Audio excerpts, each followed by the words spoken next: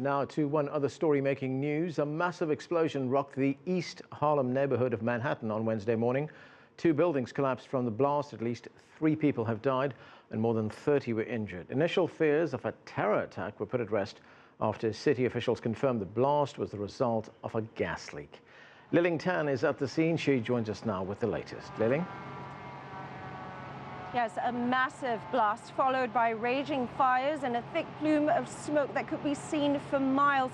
This was a scene that greeted residents in this East Harlem neighborhood Wednesday morning at 9:30 a.m. after the explosion propelled debris across onto train tracks nearby and sent residents scurrying away for safety.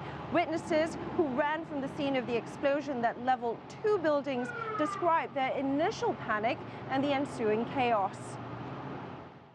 It was loud. It was loud. I thought it was our building because our building shook. And once we went downstairs to the bottom of the building, all the glass was broken. Initially, I thought it was terrorists. I couldn't believe it when I walked out of my house. But when I was in my house and it blew me out of my bed, I thought maybe a car crashed into the building or something. The blast, the buildings collapsed, the rubble, the thick smoke. For many residents, this was reminiscent of the scene in the aftermath of the 9/11 attacks in 2001, and initial fears that this was the result of an act of terror brought down the Joint Terrorism Task Force to the ground, joining more than 200 firefighters, city officials, and other first responders. However, by late morning, there was word from local media and witness accounts that this was a result of a possible gas leak, a gas leak that was later confirmed by city officials. There was a major explosion that destroyed 2 buildings.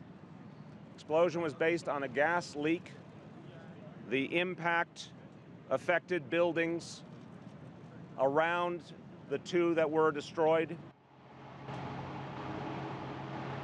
Now, Con Edison, the gas company that distributes gas to the neighborhood, it said it had received a call at 9:13 a.m. Wednesday morning, some 17 minutes before the explosion, from a resident in an adjacent building who said he or she could smell gas. Now, Con Edison responded to the call but arrived several minutes too late. At the latest count, Anand, you said 3 fatalities so far, with more than 60 people injured, including children. Bill de Blasio, the mayor of the city, called this a tragedy of the worst kind because there was no indication in time to save people. Anand?